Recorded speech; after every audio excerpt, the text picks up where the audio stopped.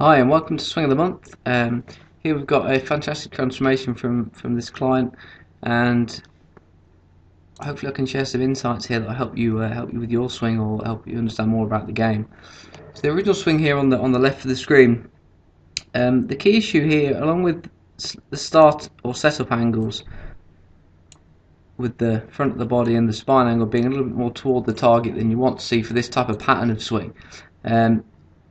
As the swing works back here, you'll see the pressure shifting into the outside of the back leg. Now, when you in a golf swing, the pressure really wants to go onto the inside of the back leg, not the outside. If the pressure goes on the outside early, which is a really common problem, it normally makes the spine angle tip toward the target too much, and we can see the head starting to twist in the wrong direction. That also affects the shoulder angles. That can make the shoulders work too vertically, and then the knock-on effect of essentially the spine binding toward the target and the head angle that you can see here, it's going to encourage the club to come in too vertical or too steep, often causing a fade. Now this player used to hit a low fade, now it's a draw, so he's done a great job changing this. And the overswing, this is a classic problem that golfers have. Now that's not just an overswing, it's body related. So when the spine tips towards the target, normally as the arms get longer, gravity pulls on the club head and makes it swing too long.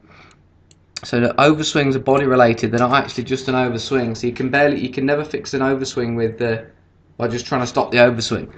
So in the new swing, obviously the setup's changed a bit, and as we work back, the pressure now works more onto the inside of the back leg, and the body angle is very different now. So now his spine is just stays slightly away from the target, the head angle is very different, and the pressure's obviously different as well in the swing, and now the swing doesn't go long.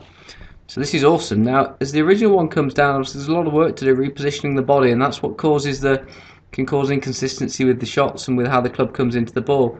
So it's the bottom of the swing here to try and make it work.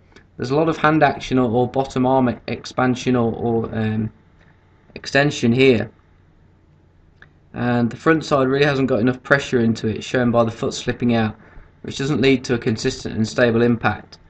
So the new one, when this player comes in, due to the body position, he can lean over into the shot a little bit here, into the front side here, which is great.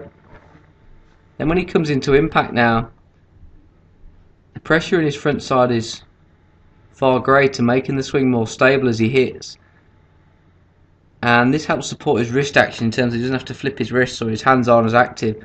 Now when he comes through, the backside of his left side here works through much higher, and this follow through looks really strong and in a fantastic position here, whereas this one on the left of the screen, the original one, we'll see this knee collapsing in, and basically he's leaning back too much with the hips spinning out.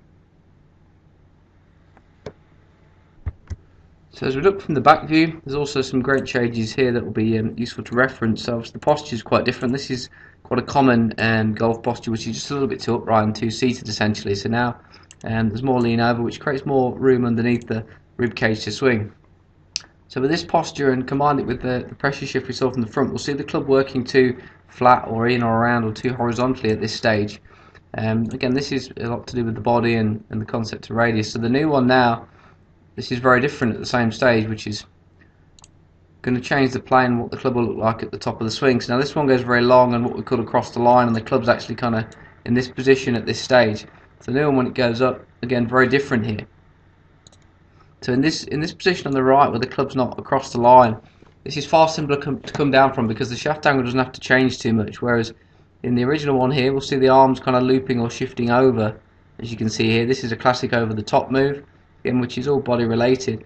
And then if we reference the new one, the club now comes down lower than this line it went up on, which means the club's shallowing or coming down less vertical than it went up on, which is ideal if you want to be able to hit a neutral ball flight, be good with the driver and be able to draw the ball. And when the club comes down now, we can reference the club being closer to the bottom arm rather than in the middle of the arms here.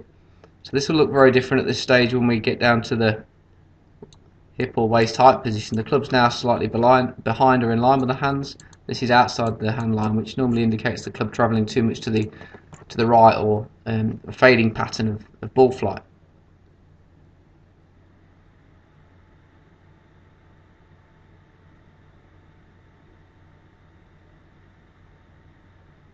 So some fantastic changes here, and maybe a few things to take away in terms of understanding pressure, body angles, and how that can have a knock-on effect on the rest of the swing.